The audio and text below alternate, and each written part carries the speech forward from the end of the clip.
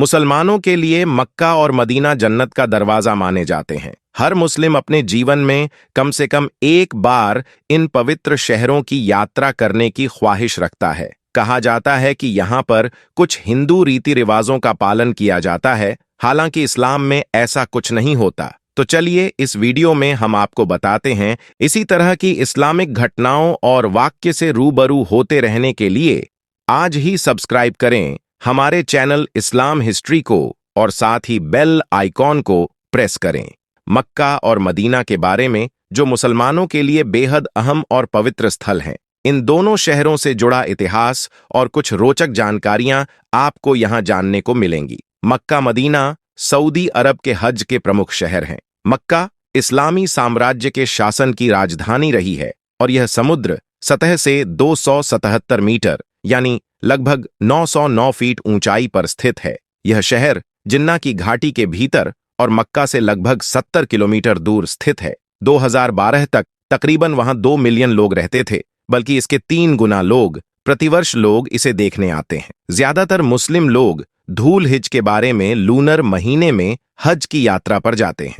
कहा जाता है कि यह स्थान मोहम्मद का जन्म स्थान और कुरान की पहली आकाशवाणी का स्थान भी है। यहाँ मक्का से 3 किलोमीटर की दूरी पर एक विशेष गुफा भी है। इस्लाम धर्म में मक्का को सबसे पवित्र शहर माना जाता है। मक्का में इस्लाम धर्म के लोग इसे काबा का घर भी मानते हैं। मक्का पर लंबे समय तक मोहम्मद के वंशजों ने शासन किया है, जिनमें शरीफ भी शामिल हैं, जो स्वतंत्र रूप से शासन करते थे।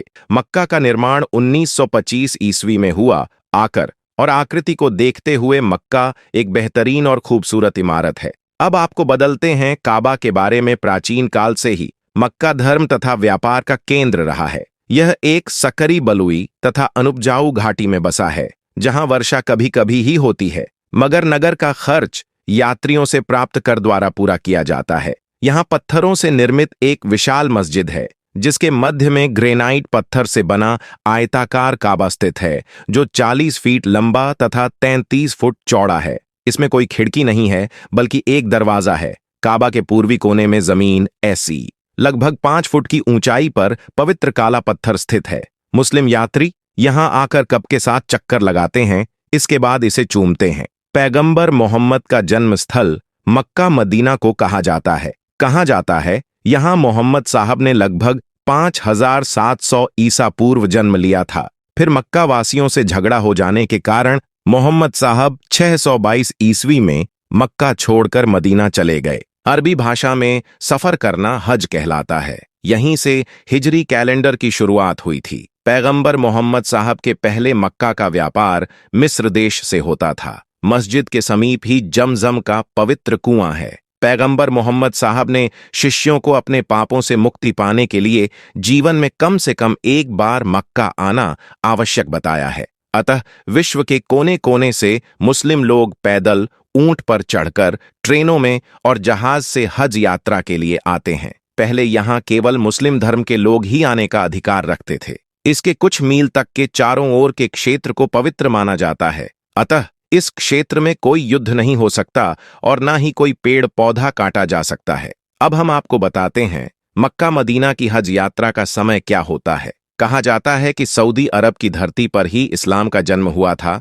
इसलिए मक्का और मदीना जैसे पवित्र मुस्लिम तीर्थ स्थल उस देश की जागीर हैं। मक्का में पवित्र काबा है, जिसकी परिक्रमा करके हर मुस्लिम अपने आप को धन्य मानता है। यही वह स्थान है जहां हज यात्रा संपन्न होती है। संपूर्ण विश्व में इस्लामी तारीख के अनुसार 10 जिलहिज्जा को विश्व के कोने कोने से मुस्लिम इस पवित्र स्थान पर पहुंचते हैं, जिसे ईद उल अजहा की संझा दी जाती है।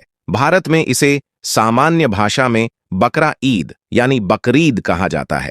हज संपन्न करने के पश्चात उसकी पूर्णता तब होती है जब शरण में मान्य पशु की कुर्बानी दी जाती है। मक्का में मस्जिद अल हरम नाम से एक प्रसिद्ध मस्जिद है। इस प्राचीन मस्जिद के चारों ओर पुरातात्विक महत्व के खंभे हैं, लेकिन कुछ समय पहले सऊदी सरकार के निर्देश पर इसके कई खंभे गिरा दिए गए। इस्लामी बुद्धिजीवियों में से अनेक का यह मत है कि यहीं से पैगंबर साहब बुरक यानी पंख वाले घोड़े पर सवार होकर ईश्वर से मिलने के लिए स्वर्ग पधारे थे। बताया जाता है कि मस्जिद अल हरम लगभग 356,800 वर्ग मीटर में फैली हुई है। कहा जाता है कि इसका निर्माण हजरत इब्राहिम ने किया था। अब इस मस्जिद के पूर्वी भाग के खंभों को धराशाही किया जा रहा है। इतिहास की दृष्टि से इसका महत्व इसलिए अधिक है क्योंकि यहाँ पैगंबर हजरत मोहम्मद एवं उनके साथियों के महत्वपूर्ण क्षणों को अरबी में अंकित किया गया है। अब हम आपको बताते हैं मुसलमानों के पवित्र धार्मिक स्थल मक्का और मदीना के अंदर क्या है। मक्का की आधारशिला आज से लगभग 1400 वर्ष पहले पैगंबर मोहम्मद साहब के द्वारा रखी गई थी। यह बाहर से देखने में एक चौकोर कमरानुमा इमारत दिखाई देती है जिस पर काला कपड़ा चढ़ा हुआ है। इसके चारों ओर मस्जिद बनी हुई है जिसमें हज के लिए आने वाले मुस्लिम समाज के लोग जरी अल्लाह की इबादत करते हैं और अपने गुनाहों के लिए माफी मांगते हैं। मक्का एक पवित्र स्थान है जिसे मुसलमानों के लिए सबसे महत्वपूर्ण धार्मिक स्थल माना जाता है। यहाँ पैगंबर मोहम्मद साहब के चरणों के चिन्ह भी मौजूद हैं जिन्हें भक्त बड़े श्रद्धा भाव से दर्शन करने के लिए आते हैं। ये चिन्ह मक्का के उस पवित्र स्थल पर रखे गए हैं जहां से पैगंबर मोहम्मद साहब का सफर स्वर्ग की ओर हुआ था। सभी मुसलमान वहां जाकर इन चिन्हों के दर्शन करके अपने आप को धन्य समझते हैं और यह मानते हैं कि इस तरह के दर्शनों से उनके जीवन में विशेष आशीर्वाद आता है। मक्का में एक और बहुत ही प्रसिद्ध और पवित्र कुआं है जिसे जमजम कहा जाता है। यह कुआं हजरत इब्राहिम और उनकी पत्नी हजरत सारा के समय से प्रसिद्ध है। इस कुएं का पानी कभी भी सूखता नहीं है और इसे पूरी दुनिया भर से आने वाले जायरान के लिए एक अमूल्य आशीर्वाद माना जाता है। जायरान 24 घंटे इस कुएं से पानी प्राप्त करते हैं और इसे विशेष रूप से पवित्र माना जाता है।